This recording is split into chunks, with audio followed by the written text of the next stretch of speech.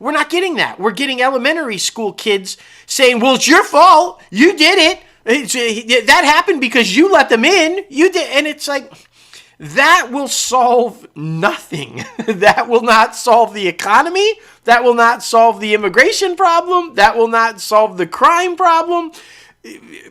Laying blame only incites anger. It gets people angry, and then they believe that, and then they direct that anger towards that particular side or towards that particular candidate. And when that happens, we lose sight of what this country was really founded on, which was open debate.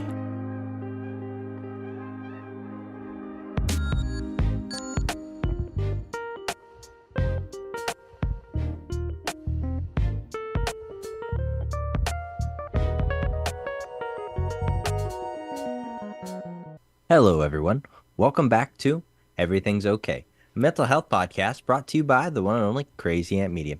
Today is going to be very interesting. I know I've been starting the conversation off like that the past couple of episodes, but man, oh man, it definitely will be this week because everybody knows us here at Crazy Ant Media, relatively, we like to stay out of the political spectrum. We don't really voice our opinions, and, you know, we just want to see what happens. We just want the best for society, for America, for the country, and we just want to make sure that we are okay. And all of it right now, the political landscape has been very stressful and obviously makes people very divided. We saw the incidents that happened this past weekend, past weekend of this recording, where the former President Trump almost got shot in the head, which was absolutely terrifying. It made us question, you know, where we're at in society and what's going on and the political divide. And I mean, just where I just feel like it's a whole bunch of elementary school kids pointing fingers at each other, calling each other names, and just it doesn't make you very confident in the country. And that's what this whole episode is about. Being anxious, being depressed, and being scared of our political system that we have in place right now, right? And I mean, just to try to keep your head on straight and continue moving forward. Yeah, and angry. And we're going to talk about that because, and we're going to, what we're really going to kind of dive into a lot also is the social media aspect of it, because we've talked about this in the past where sometimes social media can be toxic. And especially in the political landscape, it's nothing but attacks and like Logan said, the visceral back and forth. The problem is that a lot of this generation gets their news from social media, and they don't read beyond the headlines. It's just the quick headline blurb, and unfortunately, more often than not, those headlines are false. But they view it as reality, that this is real, and then that causes emotions. So it's you know, I was researching for this show. I saw there was a recent study by the University of Michigan, and it went pretty deep into when people are exposed to political attacks on social media, it rises political cynicism, anxiety, and anger. It's correlated into those things. So you're either your cynicism of not believing anything you read and you're just over it, pointless, it's causing you, or you're anxious about what's going to happen, you don't know, or you're angry. One way or the other, you take a side. And so the more that we see this happening on social media, the more we're exposed to it, the more this is happening to people.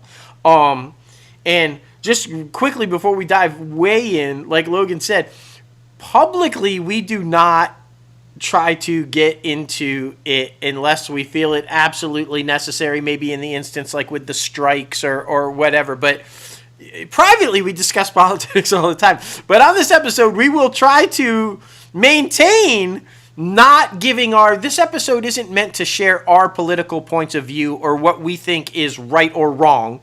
It's to talk about the toxicity of the landscape of politics right now and how it's affecting people's mental health. That's what we're talking about. So if you want to know where we stand politically, you're not going to find out on this episode. That's all I'm saying. Before anybody jumps in at us and goes, what do you think? What do you... Well, we're not going to tell you. We're just going to tell you how we feel about what's happening. Does that make sense? That makes sense, right? For sure. And I mean, I think the biggest problem, and this has happened over the last couple of election cycles, is we're picking the best out of bad situations. Right. Both sides aren't good, but we're going to pick this side because we feel like it's better than the other. Right. We've had that conversation too many times about too many different offices. And it's insane to where we feel like, where we have to be at each other's throats defending someone who we don't even really want to vote for. We don't think is the best possible candidate, but nobody actually will get to that point because where we're at right now, our society politically is just very much broken into these two parties to where they don't even give the time of day to anyone else attempting to run. Like we know that RFK Jr. is attempting to run, but he's not getting nearly the amount of press, obviously, as the former president and the sitting president, which, I mean, makes kind of sense, but to not have him debate, I feel like was a misstep as far as, the sitting president and the former president and the news outlets go, because, I mean, this man is still continuing to run. He still has a pretty decent sized campaign. Polling in double digits. I mean, yeah, like I think it's interesting that the narrative has been pushed so much towards those particular parties to where they don't even give the time of day to another individual who, like you said, has a good amount of digits behind his name. But and I mean, are the two parties afraid of electing an independent that it would be a radical change? I don't know. But I mean, I feel like because with the age thing always comes up with both candidates. And I mean, that's a big sticking point for both of them. It's like every conversation I have with all of these different people who think multiple different things and who affiliate with different parties, they all bring up the age thing.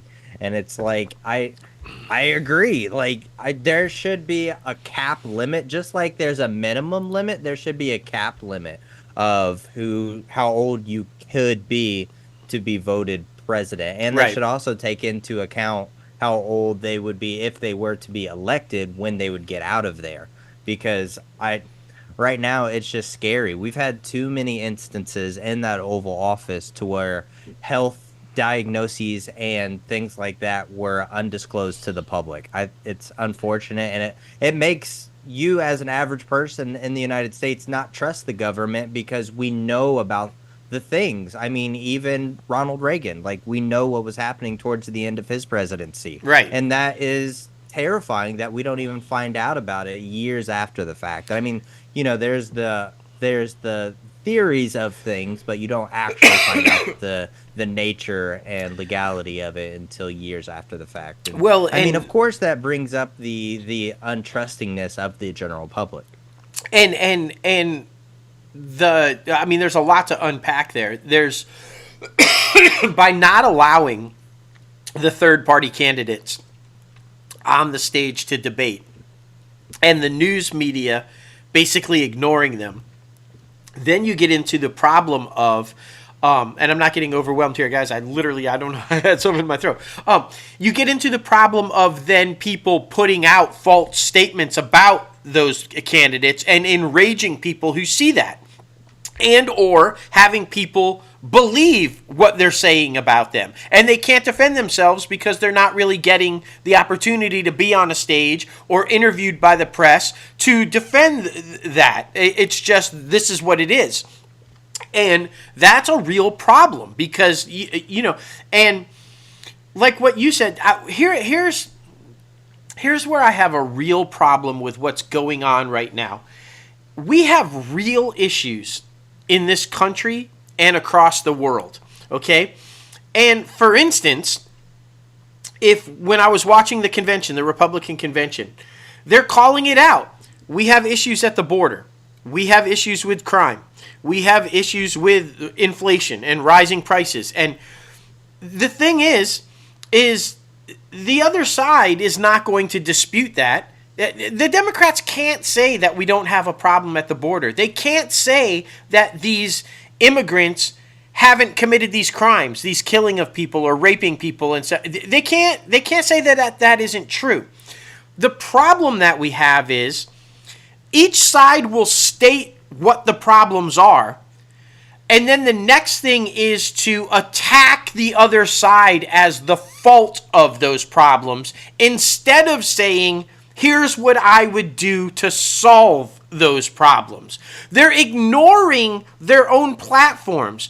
I want to hear from these guys, what will you do to stop this from happening? I don't want to hear you spew that it's the other guy's fault or that they're completely to blame.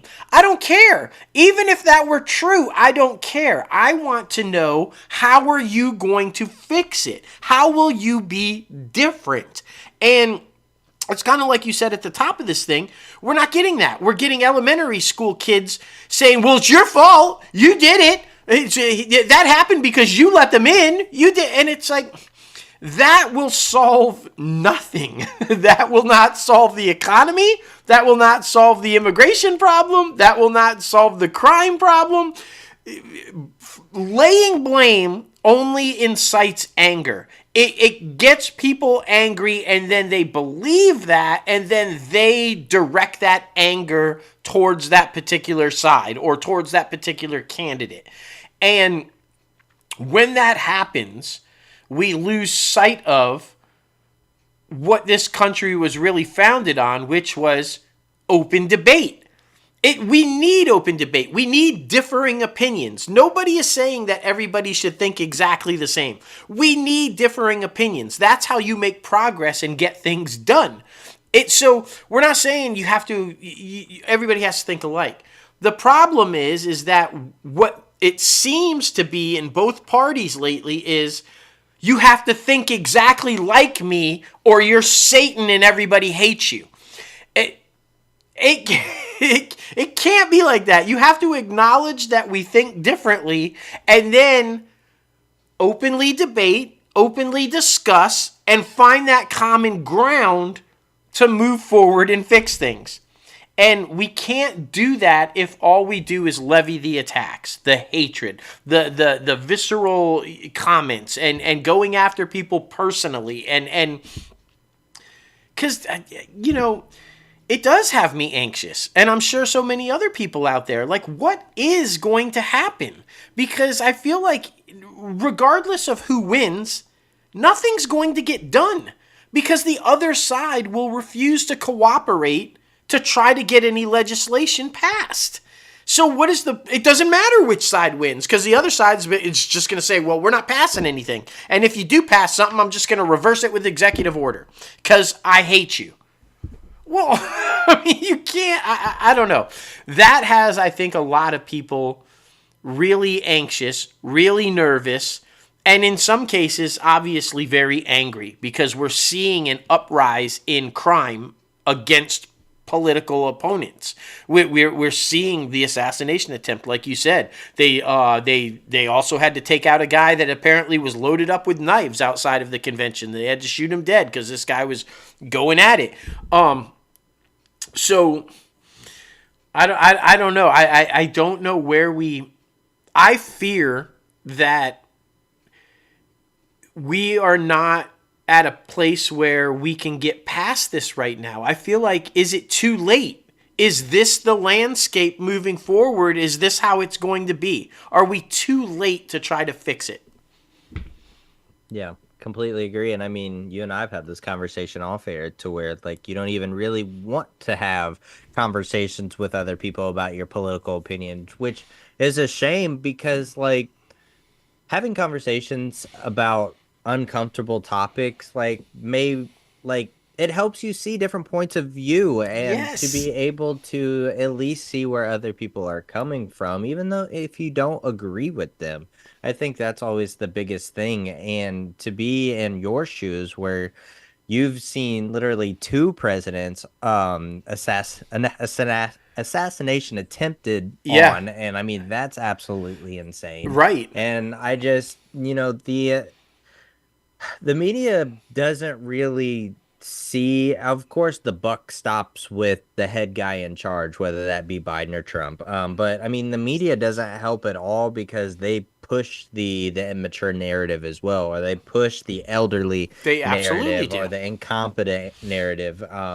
Which I mean, there's certain cases because we've watched the debates, we've watched interviews, we've watched things where we're like, okay, there's obviously something there, but there's also 30 plus felonies there. So it's like, again, what the heck? Like, best of bad situation. It just, you don't know what you're getting yourself into, really, because you don't know if a second term of 45 turns into the revenge tour or the second term of 46 turns into, being a figurehead and everybody underneath him is actually running the government. So, I mean, there's all of these different things to where you can't have these conversations because if you started a certain way, that's looked as oh, you're a Democrat, oh, you're a Republican, you don't Right. care about this, you don't care about that. And it's to where like even Reaganomics Republicans, like they don't even want to say they're really Republicans anymore. And then like Bill Clinton, Obama Democrats don't even really want to say that they're Democrats anymore. So I mean, it's one of those things to where like there's so much sub factions in each political party to where like where do you really belong, right? You can either be a freaking socialist or you can be a racist. Like Right. what Right. where are we right now? Like there's no conversation. There's just you're at the tip of your thumbs typing out tweets and you get to a point where you don't have anything political or educational to say back. So then you start taking personal attacks, whether Right. each way defending yourself or trying to come back at somebody. And it's just so bad. And it's one of those things where like I don't even bring up the conversation of politics until I genuinely know the person and kind of can feel them out to where they're open to having that conversation. Because as I mean, say, because there's a lot of them out there, especially residing in the Bible Belt, a lot of people who wear the Make America Great Again hats. Yeah. Like, Yeah. I would be scared to wear those now Well, after the assassination for sure. attempt. For sure. Because I mean, you don't know. And I mean, I know there's different political slogans and things like that on the Biden side, but it's just like, again, you don't want to have these Well, conversations because it can be threatened and brought up in that's the violence. It's just thing. crazy. Now it's literally physically dangerous, right? You're scared to say who you are for or not for, or express an opinion because it's gone beyond just somebody might bully you for thinking a certain way to now somebody might physically harm you for thinking a certain way. That's where we're at right now, where you can't express yourself freely, which is the whole point, right? Freedom of speech, freedom to think how you want to think and say what you want to say. But now you have to be guarded because somebody might actually attack you for saying so. And I agree with you. I think that there's no middle ground. We talk about this all the time. The parties have become you're either all the way over here or you're all the way over here. And if you're not either one of those, we don't care about you because you have to be here or have to be there. There's no middle ground to find that compromise anymore. We've gotten to a point now where it's so filled with hate that if you guys saw the debate, let's not talk about what happened at the debate, all that. Let's talk about what didn't happen at the debate. These men walked out onto the stage and went straight to their podium and didn't even acknowledge each other. There was no handshake. We've gotten to that point.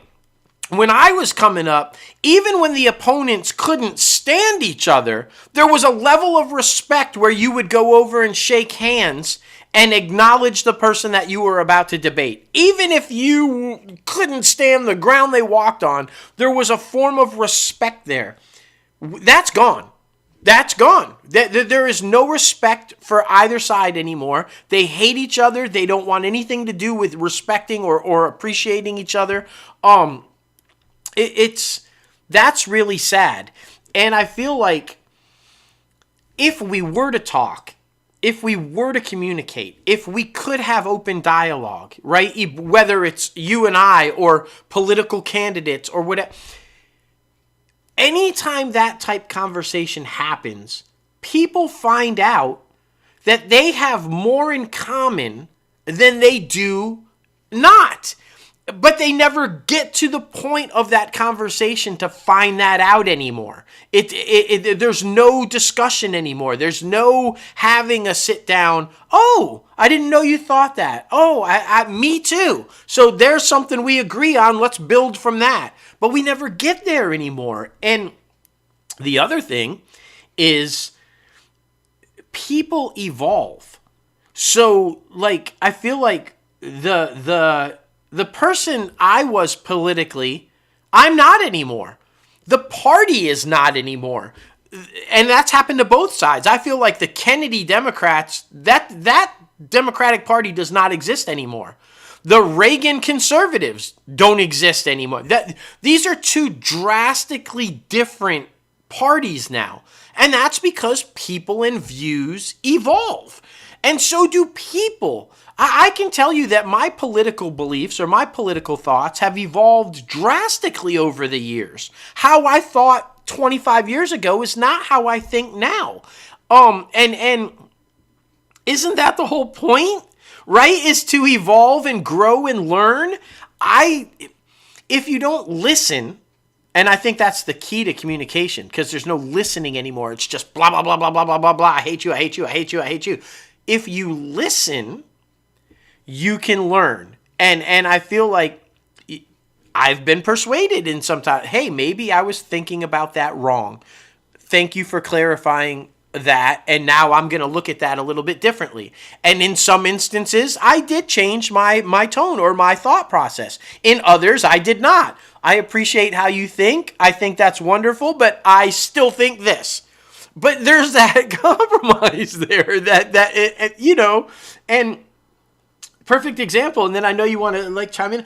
I have a lifelong friend that I've known for, I can't even tell you how long. I think 4th grade, 5th grade, somewhere in there. So a really long time without saying ages. We were drastically different on the landscape of political beliefs and politics. But there was a constant level of respect between the two of us. We could have open dialogue and discussions and completely disagree with everything that was coming out of the other one's mouth and then still say, I love you, brother, let's go get a beer, or let's go do this, kind of that. There was no hatred. It was just you think that way, I think this way. That's going to be how it is. And so I wish we could get back to that. Can we just say, hey, I don't agree with anything you just said, but I respect the fact that you think that. And that's the last thing I want to say before you. People don't do that anymore. Why do you think that way? Because, no. Why do you think? Because, and I think that goes back to the social media aspect of it's clickbait. They don't know why they think that. They think that because they're told to think that. And that's the only reason, instead of informing and educating themselves on the actual issues, right? Yeah, completely agree. And I mean, it is hard because a lot of our media outlets are very leaning which way. Oh, without doubt. So that's also very hard. You got to try to find topics and find articles about the same topics and then read both, or just try to find somebody who you trust, who you think is politically like-minded, and just listen to what they say.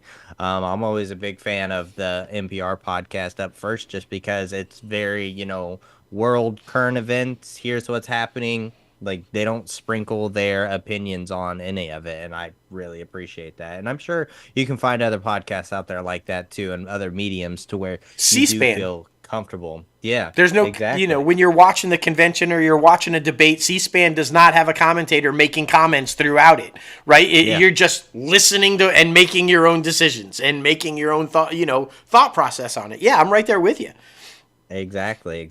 And I mean, speaking of unity, I know this episode's going to come out a week from now, and I'm sure something is going to happen. And that's the crazy thing about this episode specifically. Right. But you saw at the RNC if you were paying attention. If not, that's completely fine because we also respect, being very limited on political, information because it is a lot. It's Oh, a without lot.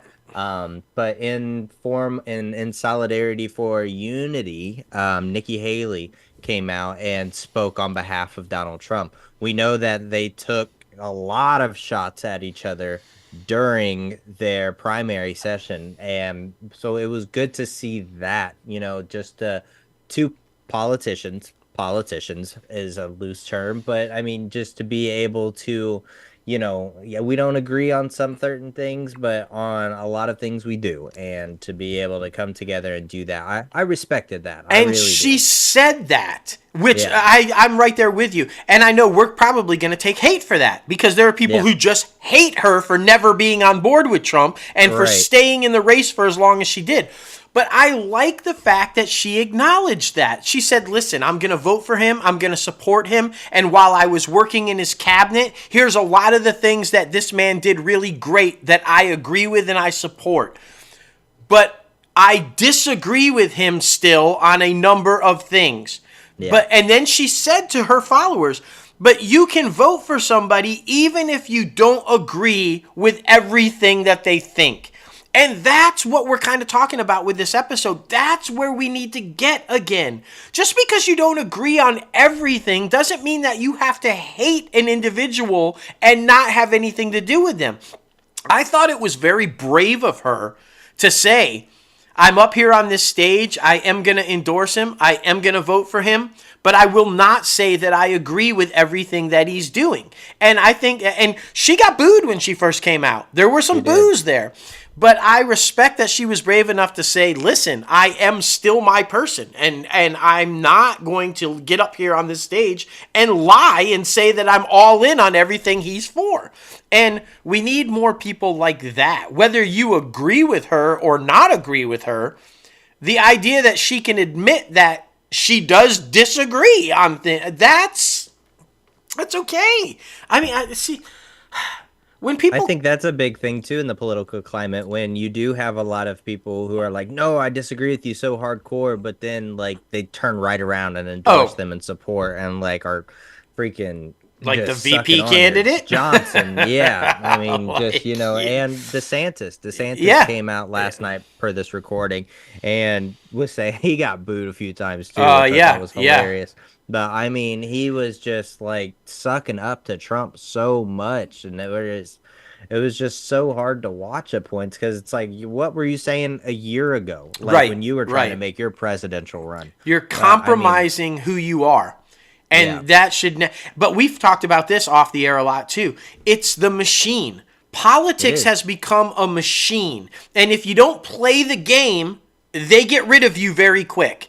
I think that Vance knows, Rubio knows, DeSantis knows. They all know that if they don't play the game, they have no political future.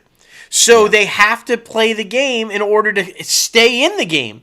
And that's the same on both sides. You see it all the time on both sides. It's about getting on committees, and it's about chairing seats. And it's about, and if you don't play, if you don't switch your point of view to agree with the other guy, you're gone. They kick you out. You have no shot. So that's disturbing to me, that you feel like you have to compromise who you are in order to stay in the game.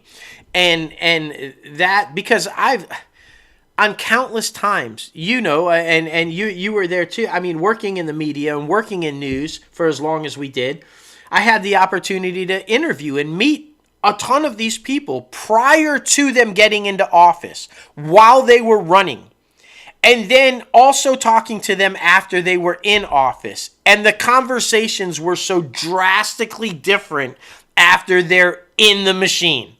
They are not the same person. And that's because they go in. I believe wholeheartedly that both sides, Democrats and Republicans, liberal, conservative, whatever you want to call them, I believe that when people say that they're going to run, they are legitimately sincere about loving this country and wanting to fix it and do good by people.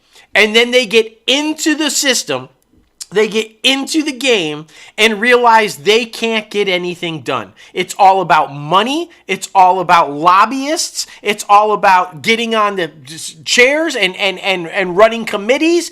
And you forget why you went in there in the first place. And I think that you called it at the top of the show. Not so much age limits, but term limits. We cannot have people go into the Senate in their 30s and die there. Right. You are not getting anything done. You are now a pawn on the game board that's beholden to wherever the money is telling you to go. But if you only have a couple of years to get shit done, that will not happen. You'll go in and stick to your agenda that you ran on because you've only got a couple of years to get that shit done. And that would eliminate, in my opinion, the problem of lifers. I mean, because we see people go into the House of Representatives in their early 30s, and then they transition to the Senate, and they die in there. They're literally 80, 90 years old. You should, I mean, nobody should be able to have that much power for that long because you get played that way. People can manipulate you that way. They find out what you're for, they find out what you're against, and then they use it, and they manipulate you on the board to where they want you to go. And George Washington right away knew. It's why he didn't go for a third term when they offered it to him. No, stay on. He's like, no one man should have this much power. We got away from that. I am not a king. Give it to somebody else. And for the most part, most of our presidents agreed with him until we got to FDR, who said, I'm just going to stay in here until I fucking die, which is why they initiated the term limits after FDR. They're like, wait a minute, this guy had a lot of fucking power for a really long time. Maybe we should look at that. But now I think it's a lot of what we're talking about with this visceral and nastiness and back and forth hatred. If we had term limits, we could probably eliminate a lot of that legitimately, because you can't hate somebody that's only there for a couple of years. I mean, it's basically just get in, get out, and go, which is what it was always meant to be anyway. They weren't even supposed to live in Washington. It was you traveled from your district, you voted on whatever you were fucking voted, and then you went back to your day job. That's how it started. That's how it was supposed to be. Now it's a lifelong career, and I don't even know. I know, and it's interesting too because you got to think about some of the older lifers that are in Congress and that there are just they grew up during like segregation and like were they pro, were they against, like I mean, and they're there making laws, like yeah it's terrifying. But I mean, all we can do is do our civic duty and vote in November. But man, oh man, I mean, it's craziness. Like, and I'm sure that's why I said earlier, I want to preface that we're recording this a week early before it drops out, because I'm sure something's going to happen. Oh, without doubt. I wonder what it's going to be, but it's all very stressful. And no matter what, it's going to be 4 more years of just colliding. Yeah. That's all it's going to be. And I hope everybody is mentally ready for it. If not, be sure to subscribe to the podcast. Everything's okay, P. But I just, it's one of those things where it's terrifying. Well, the foreseeable future is terrifying. And that's the thing, right? So let's talk about it for a couple minutes about what you can do. Disengage for a little bit. Step away. Stop looking at the scrolls. Stop reading the headlines. It's okay to step away and avoid it for a little bit. You're not somehow shucking your civic duty. You're not somehow being, it's okay to go, this is a little too much. It's a little too in my face. I need a breather. I need to get away. That's okay. It's one of the things that you can do to get your mental health kind of back on track, right? And not get to the point where you're going to go shoot somebody, right? Because that's the other thing. Violence is never the answer. So if you're getting to the point where you're getting angry, where you're getting agitated, and you feel like you're snapping at people more often, you're kind of disengage, step away, take a break. It's okay to do that. And just stop the bullying, man. I just, and I don't know.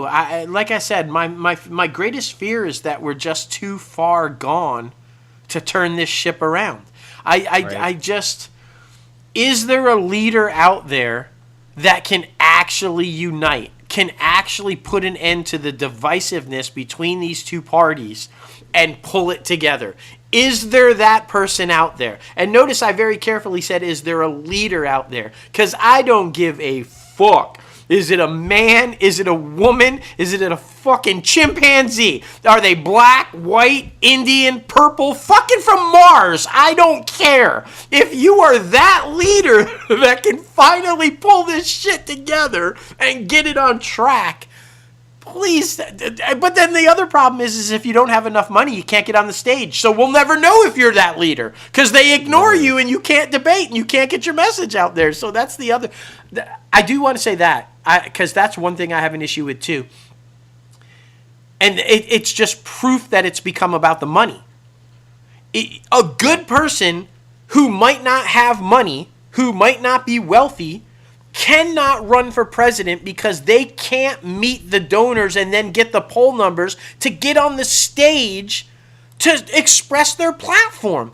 I think that's total BS. I think if you want to run for president, you should be allowed to be on the stage. Now, I know it got a little out of hand when we've got like 20 people up there fucking trying to debate.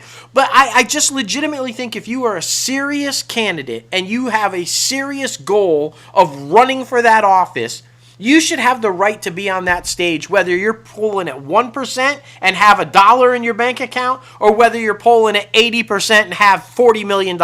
You should still have the right to let the people hear what your plans are and what your agenda is and what you would do for the country. The idea that we don't allow that, we've gotten to the point that we don't allow that, that's disturbing to me. That's very disturbing to me because there's probably a lot of really good people out there that would make great presidents if we could ever hear from them, and we'll never hear from them, which is sad as hell, honestly. Like, it just is. Sad. Like, I mean, that goes back to, you know, us being so focused on these two parties, and if those parties don't elevate you because as they see fit, it's just like, is what it is, man. But I mean, I feel like that, again, like the foreseeable future, there is just, it's going to be, it is what it is type of thing. I'm hoping due to recent events at the Trump rally in Pennsylvania, it has, you know, dawned some light on, okay, we need to take a step back. Everybody who is involved in the situation, as far as the political landscape, acknowledge they need to take a step back. So in a sense, hopefully their followers and everybody who supports them also calms down a little bit and that fire gets depleted because it was too much. The past like year and a half, it's been way too much. And if you can't get out, right? Because unfortunately, we saw Ted Cruz, Marjorie Taylor, they came out and still spewed their shit. Came out with the hatred, went after him. Like, even after Trump himself said, let's tone it down, let's try to unify, they come out and they didn't budge. They're like, this is who I am. I'm going to fucking spew all this anger and hatred, and I don't give a shit what people say. It's like, if you can't step back, calm down, then you need to get the fuck out.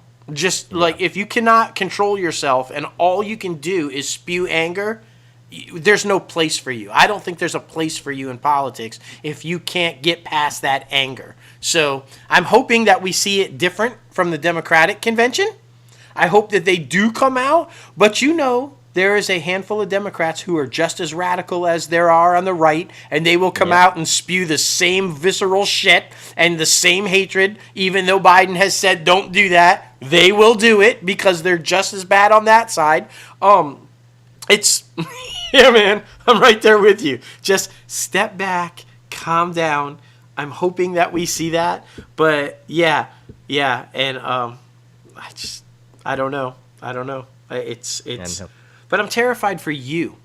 I'm terrified for my daughter, who is your wife. I'm terrified for the grandchild that you are going to bring me. Because if this can't get corrected, if this continues down the path that it does, they are the ones that are in massive trouble. Oh, yeah. We are in trouble now. We can't afford to buy food or pay rent or do what. But it's not this, it's the next generation and the generation after that, that if we can't right this ship, they are in fucking huge trouble. And that's what terrifies me. That is, if you're a young couple like you guys are, you have to have a thought in your head. You're contemplating, do we even bring a child into this world? Or what are we doing by bringing a child into this world that we know is going to be like this? You should never have to have that thought. You should never have to think maybe it's better if we don't have a kid. This is where we're at in America, man. You just, I mean, I don't know, but I hear young people talk about it all the time about like, man, we really want a family, but we just don't feel comfortable bringing them into the world right now. We feel like things are going to be so bad. And I'm like, man, that's fucking sad to hear. Cause, or I want to have a kid, but we can't afford one because we can't even buy food. And how are we supposed to feed a kid, or how are we supposed to do, it's just, the American dream, man. Where's the American dream? Where's the American dream? It's like... Great question. It's a great question. We will never know. I feel like it's gone. That's for sure. We vilify people who achieve the American dream. Now if you're successful and rich, we vilify you.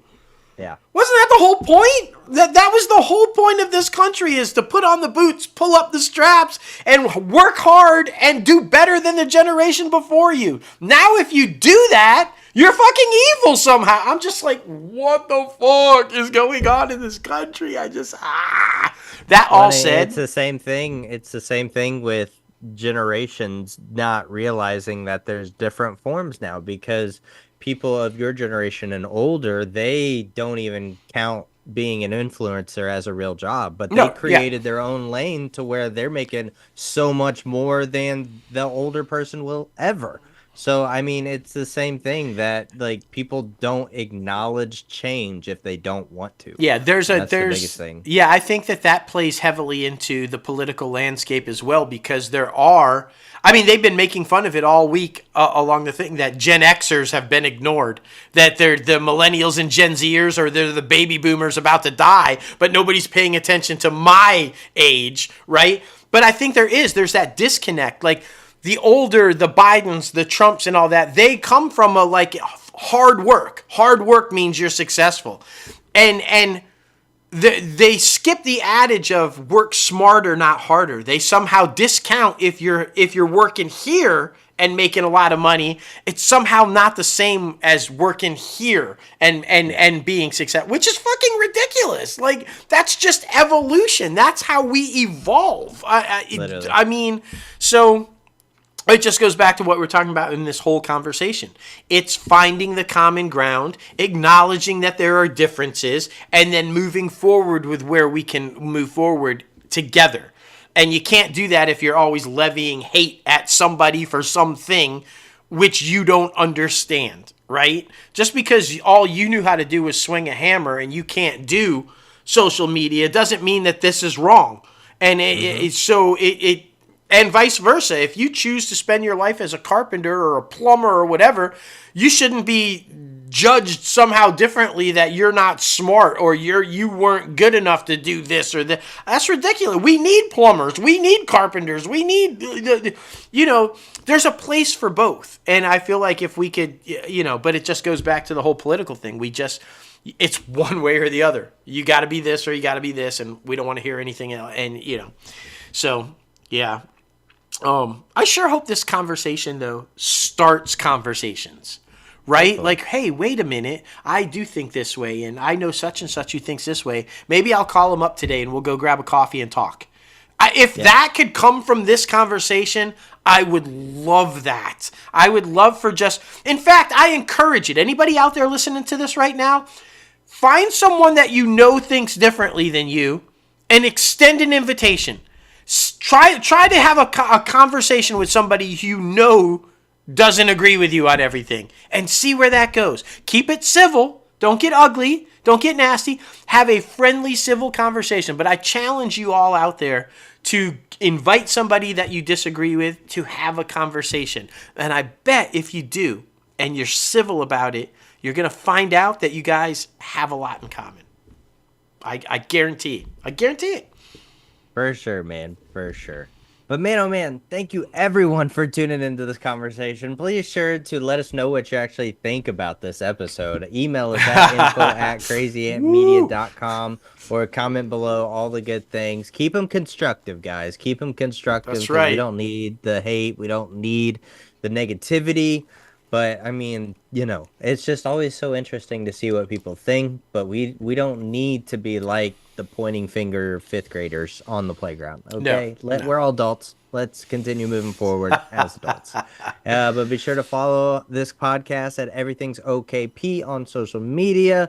Subscribe on Apple Podcasts and Spotify, and hit that subscribe button on our YouTube channel. All the good things, man. Rocking and rolling at the company here at Crazy Ant Media. We're super excited about all the things, but man, oh man, there's so much going on in the world right now. I know there is. I know you're anxious. I know you're just depressed. I know you might be sad. But remember, you have that person on the other end of the line. You have that person next door. You have that person in your household to remind you that everything's okay.